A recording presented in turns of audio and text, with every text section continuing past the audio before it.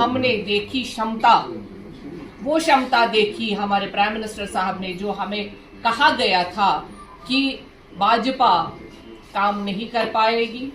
जब हमारे prime minister साहब ने चार्ज संभाला as a prime minister of great India, तो तब ये बातें उरूज पे थी कि कैसे जो घोटालों से हम कैसे बाहर आएंगे।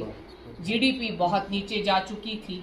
हम आपके साथ ये बात इसलिए करना चाहते हैं ताकि जब आप कहीं पे बात अभी करें, क्योंकि ये माहौल ही बना हुआ है 1 महीने का कि हमारा एक वर्कशॉप है। वर्कशॉप में ये है कि आपसे हम 4 बातें सुनेंगे अपनी पार्टी के लिए, और हमसे आप 4 बातें सुनेंगे ताकि हम जो ग्राउंड लेवल के लोग हैं उन तक अपनी बात पहुंचा पाए और हम लोगों को बावर करें कि वाकई में हमारे सरकार में जो काम हुए हैं वो वाकई बेमिसाल रहे हैं। हमने क्या किया क्या जो हम बेमिसाल है, दूसरों से हम अलग हैं। हमने किया क्या, हमारी गवर्नमेंट ने किया क्या, हमारे प्राइम मिनिस्टर साहब ने किया क्या।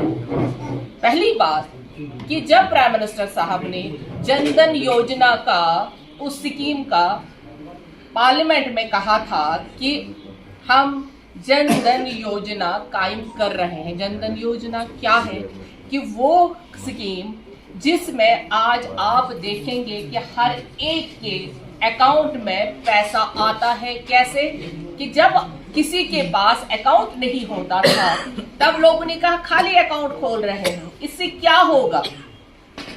ये हुआ कि आज अगर आपकी कोई भी स्कीम, फार्मर स्कीम, आपकी हेल्थ इंश्योरेंस, आपका कोई भी छोटा मोटा काम जो आप करते हैं सरकार के जरिए, वो पैसा आपके उस अकाउंट में आता है।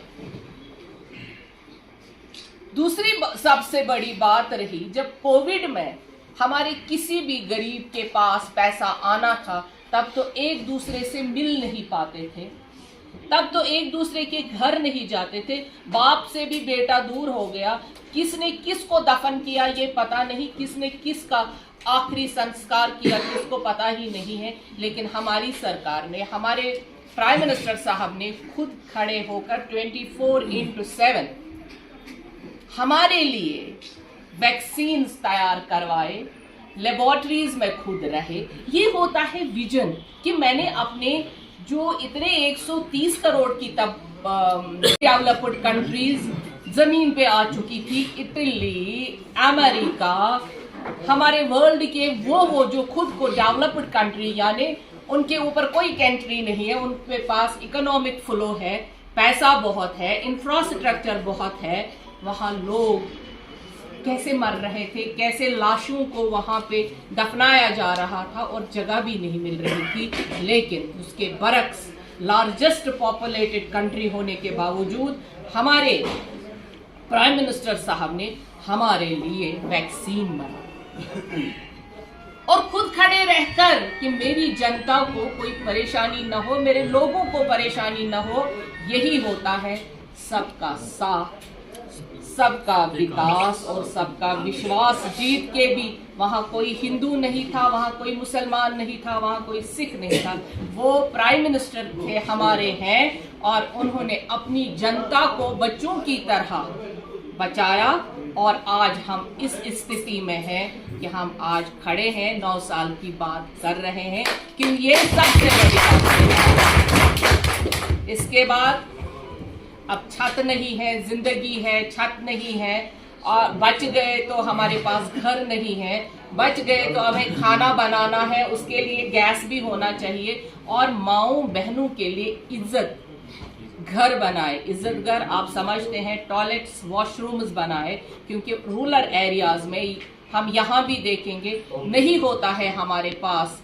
यहाँ भी गाँव में बाहर जाके हम फारिग हो जाते थे, हाजत अपनी पूरी कर लेते थे। यहाँ भी गाँव में, यहाँ पे दरियाएं होती थी जैसे हमारे यहाँ पे हैं। ऐसे हमारे प्रधानमंत्री जी ने इज्जत के बारे में सोचा कि लोगों को पहले इज्जत और रेस्पेक्ट किस चीज से मिलेगी। मेरी बहनों को इज्जत और रेस्पेक्ट किस चीज से मिलेगी? वो इससे मिलेगी कि जब माँ बहन, हमारे यहाँ पे एसटी के लोग भी बैठे, हम जानते हैं कैसे लकड़ियां काट के हमारी बहनें आज भी आती हैं और वो कभी गीली होती है, हमारा शाम का चूल्हा नहीं बनता, सुबह का, बट फिर भी काम करने में मसरूफ रहती है। लेकिन मोदी जी ने, हमारे प्राइम मिनिस्टर ने सोचा कि मैं उज्ज्वला स्कीम के तहत हर घर में हमारा सिलेंडर पहुंचा, हर घर में आज गैस है, और उससे क्या होता है कि हमारी बहनों को बहुत सारी आसाइश और आसानी हुई उस चीज से। और आज अगर हमारे प्रधानमंत्री जी पहले सोचते हैं बेटियों के बारे में, बहनों के बारे में, आज अगर हमारी